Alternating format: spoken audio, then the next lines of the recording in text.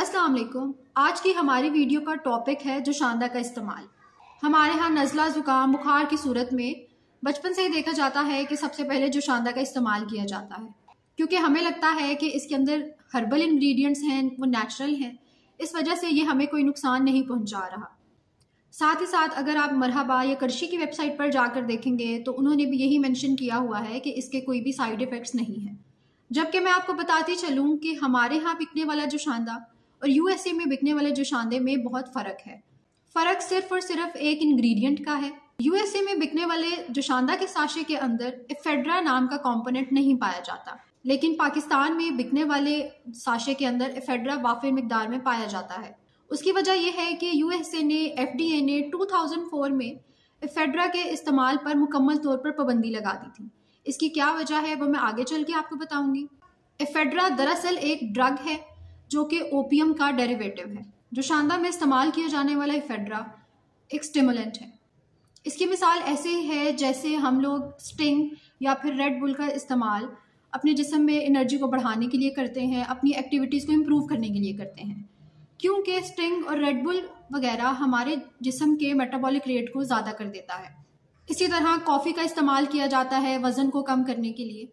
Coffee itself एक stimulant है और इसका काम यह है कि इसने हमारी बॉडी के मेटाबॉलिक रेट को ज़्यादा कर देना है, जिसकी वजह से हमारे अंदर एनर्जी एक्सपेंडिचर ज़्यादा होगा और वेट कम होगा। लेकिन एफेड्रा इटसेल्फ हमारी बॉडी के मेटाबॉलिक को इंक्रीज करने के साथ साथ हमारे CNS को यानी कि सेंट्रल नर्वस सिस्टम को भी स्टिमुलेट कर रहा है। क्योंकि एफेड्रा हमारे CNS को स्टिमुलेट करता है, इससे हमारी बॉडी का मेटाबॉलिक रेट भी इंक्रीज होता है, एनर्जी एक्सपेंडिचर भी ज़्यादा करता है, BP को ज़्यादा करता है, हार्ट रेट इंक्रीज करता है और एंग्जाइटी भी बढ़ाता है।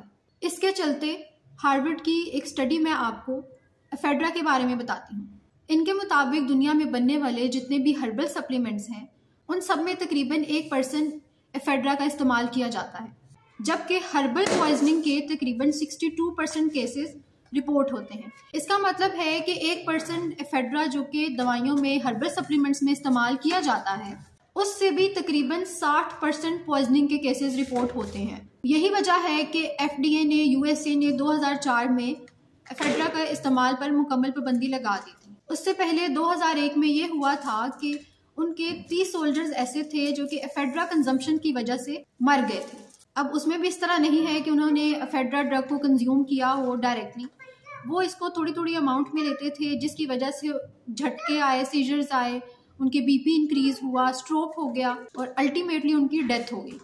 इसलिए हम देखते हैं कि जब हम जोशांदा पीते हैं तो हमें इस तरह लगता है हमारी बॉडी लाइट हो गई है, हम अच्छा महसूस करते हैं। वीडियो में एफेड्रा पर ज़्यादा जोर इसीलिए दिया गया है क्योंकि ये जोशांदा में इस्तेमाल किया जाता है और हमारे यहाँ बड़ा कॉमनली जोशांदा का इस्तेमाल होता है। इसके पेश नज़र हम कह सकते हैं कि एफेड्रा जो कि जोशांदा में इस्तेमाल किया जाता है वो पोटेंशियली हमारी सेहत को नुकसान पहुंचा सकता है और हमारे लिए ख़तरनाक है। फिर हम लोग एक बड़ा ही डेंजरस सा कॉम्बिनेशन घर पे बनाते हैं कि चाय के अंदर हम जोशांदा का इस्तेमाल करते हैं। चाय में कैफीन होती है और जोशांदा में एफेड्रा होता है, जिसकी वजह से ये दोनों स्टिमुलेंट हैं और आपकी CNS एक्टिविटी और आपकी बॉडी की एक्टिविटी को ख़राब कर सकते हैं। अब इस सबको जहन में रखते हुए भी ऐसे कौन से अफराद हैं जिनको जोशांदा का इस्तेमाल बिल्कुल भी नहीं करना चाहिए? वो लोग हैं जिनको BP का मसला है, जिनको हाइपरथायरॉयड का मसला है, फिर जिनको साइकेट्रीज के इशू हैं जैसे डिप्रेशन या एंग्जाइटी वगैरह है और जिनको झटके वगैरह आते हैं। साथ ही साथ उन ख़वातीन को जो प्रेग्नेंट हैं और जो अपने बच्चों को ब्रेस्ट फीड कराती हैं। अगर आप प्रेग्नेंट हैं और आप एफेड्रा को कॉन्टीन्यूसली ले रही हैं जोशांदा की फॉर्म में, तो मुमकिन है कि आपको कॉन्ट्रैक्शंस आ सकती हैं और इससे खुदा न खास्ता आपकी प्रेगनेंसी में कोई मसला हो सकता है। फिर वो अफराद जिनको दिल का मसला है वो भी जोशांदा को लेने से परहेज़ करें। हार्वर्ड की स्टडी के मुताबिक अगर आप एफेड्रा को कॉन्टीन्यूसली लेते हैं तो इससे आपकी साइकेट्रिक सिम्टम्स 2 से 3 गुना ज़्यादा बढ़ सकते हैं।